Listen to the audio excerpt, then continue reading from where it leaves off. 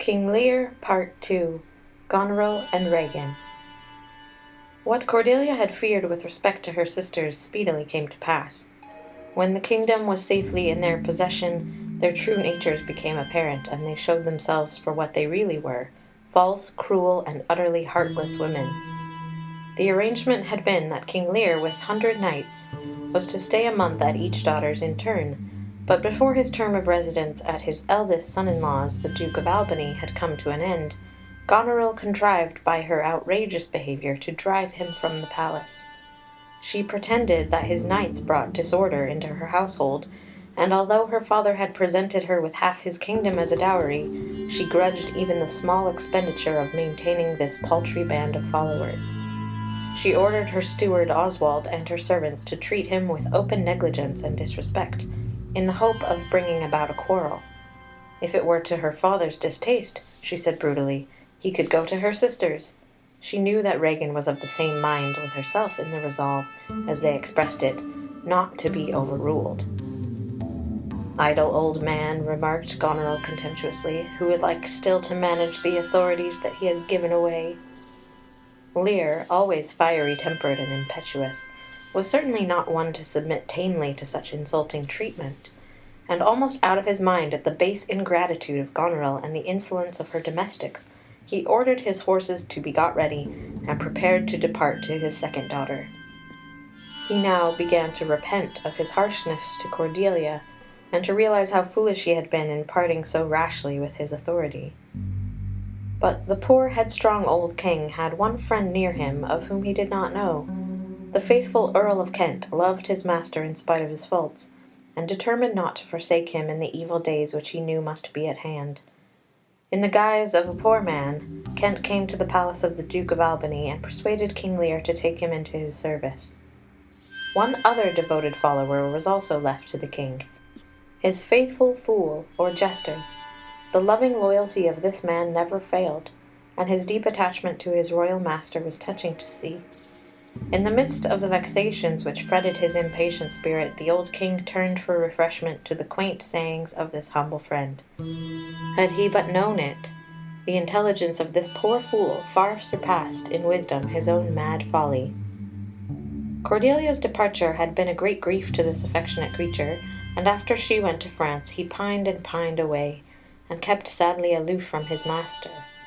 But King Lear, missing his favourite, sent for him, and the poor fool came in answer to the summons, glib of tongue, but with eyes that looked sorrowful enough under his cap and bells. His speech was ready, as usual, but his wit was tinged with bitter philosophy, and his sayings conveyed many a sharp home-truth to the misguided monarch. The king suffered him to speak what he would have allowed no one else to utter, and the fool, in half-mocking words, pointed out with blunt plainness the folly of the king in giving away his possessions. Later on, when Goneril appeared, and with her lying statements and heartless insolence almost goaded Lear to madness, the poor fool tried, by every means in his power, to divert the king's mind. He desperately interposed after some of Goneril's most biting speeches, trying to take off their edge by a little twist of humour, and to distract the king's attention from his daughter's cruelty by bringing reproof upon himself by his own impertinent sallies. Poor faithful heart!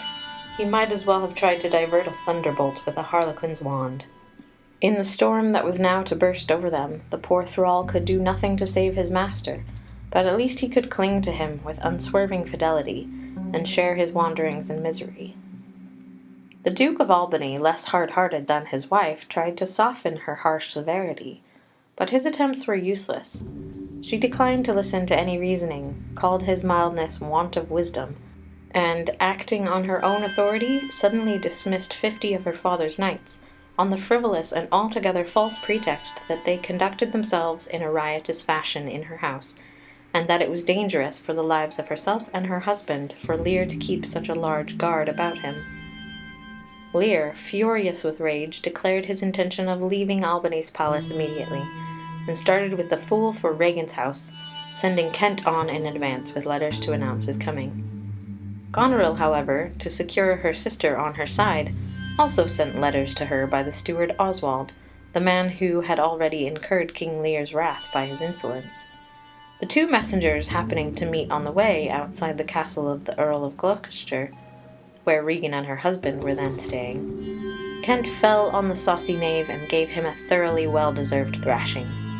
Oswald's loud and cowardly cries raised the household, and by order of the Duke of Cornwall, Kent was seized and placed in the stocks, in spite of his protest that he was the messenger of the king, and as such ought to be treated with respect. He took his punishment with much philosophy, and when the kindly Earl of Gloucester expressed his pity, and said he would entreat the Duke of Cornwall for him, Kent answered with sturdy fortitude, "Pray do not, sir. I have watched and travelled hard. Some time I shall sleep out, the rest I'll whistle." And as a matter of fact, the stout-hearted companion presently went calmly to sleep in his uncomfortable resting-place. When King Lear, with the fool and a gentleman attendant, arrived at the Earl of Gloucester's castle, the first thing he saw was his messenger sitting in the stocks. He asked indignantly who had dared to do such a deed, and was told that it was his daughter and his son-in-law. The king could scarcely think such a thing was possible, and demanded to see Regan and the Duke of Cornwall. They returned for answer that they could not be spoken with. King Lear's fiery temper was already blazing at this insulting reception. He sent a peremptory summons that Regan and her husband should come forth and hear him, or else he would go and batter with drums at their chamber door. And the Earl of Gloucester, always ready to make peace, at last persuaded his guests to appear. After a stiff greeting from the Duke of Cornwall and his wife, Kent was set at liberty, and King Lear began to relate the unkind treatment of Goneril, thinking to receive some affection and sympathy from this daughter, although the eldest one had behaved so badly. Regan, however, took her sister's part, and coldly replied that she could not think that her sister would have failed the least in her duty. If she restrained the riots of his followers, she was not to blame. Her father was old. He should be ruled and led by some discretion better than his own. Therefore she prayed him to return to Goneril and say he had wronged her. "Ask her forgiveness?" demanded King Lear. "Mark how this becomes the house." He fell on his knees and continued in bitter mockery, "Dear daughter, I confess that I am old. Age is unnecessary. On my knees I beg that you'll vouchsafe me raiment, bed, and food." Regan was annoyed at the old man's raillery, and again bade him return to her sister. "Never, Regan," said King Lear, rising, and in angry words he called down the vengeance of heaven on his eldest daughter for her black ingratitude. "So you will wish on me when the rash mood is on," said Regan. "No, Regan, you will never have my curse," said the old man, and with piteous words of misplaced affection he tried to convince himself that this daughter would never have treated him as the other one had done. While they were speaking, the sound of a trumpet was heard, and to the horror and dismay of King Lear, Goneril herself appeared. "O Regan, wilt thou take her by the hand?" he asked reproachfully. "Why not by the hand, sir?" demanded Goneril arrogantly. "How have I offended? All is not offence that indiscretion finds in dotage terms so."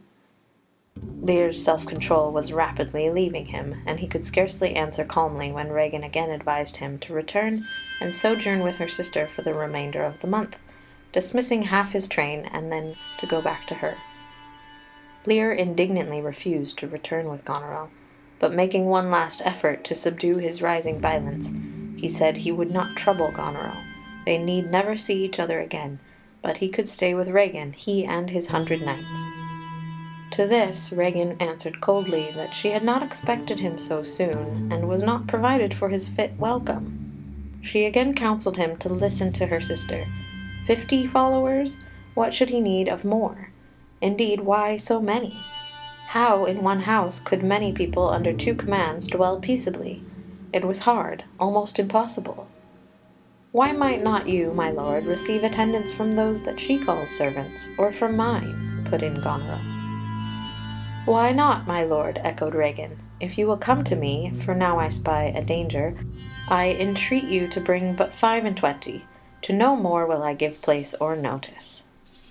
Seeing that Regan was about to treat him worse, if anything, than Goneril, King Lear said he would return to his eldest daughter with the 50 knights to which she had reduced him. But now Goneril began to draw back. Why did he need 25, 10, or even 5 followers in a house where twice as many had orders to attend on him? What need of 1? Added Regan. Oh, reason not the need, exclaimed Lear, justly indignant at this sordid argument from those to whom he had given his entire possessions. Our basest beggars are in the poorest things superfluous. But for true need, you heavens, give me that patience I need. You see me here, you gods, a poor old man, as full of grief as age, wretched in both. You think I'll weep? No, I'll not weep. I have full cause of weeping, but this heart shall break into 100,000 flaws before I'll weep. O fool, I shall go mad! And hurling forth threats of revenge, King Lear hurried from the castle, followed by his faithful companions, the Fool and the Earl of Kent. Darkness was coming on. It was a wild night of storm. The wind howled and raged. For miles around on the desolate heath there was not even a bush for shelter. But the heartbroken father's only thought was to fly from the cruel daughters who had so shamefully treated him. The Earl of Gloucester came in, much concerned, to tell Goneril and Regan that the king was leaving the castle, but they bade him with cold brutality not to persuade him to stay, but to shut his doors. Regan remarked that to wilful men the injuries they brought on themselves must be their own schoolmasters. Lear was attended with a desperate train, and it was wise to be cautious. "Shut up your doors, my lord," agreed Cornwall. "It is a wild night, my Regan counsels well. Come in, out of the storm.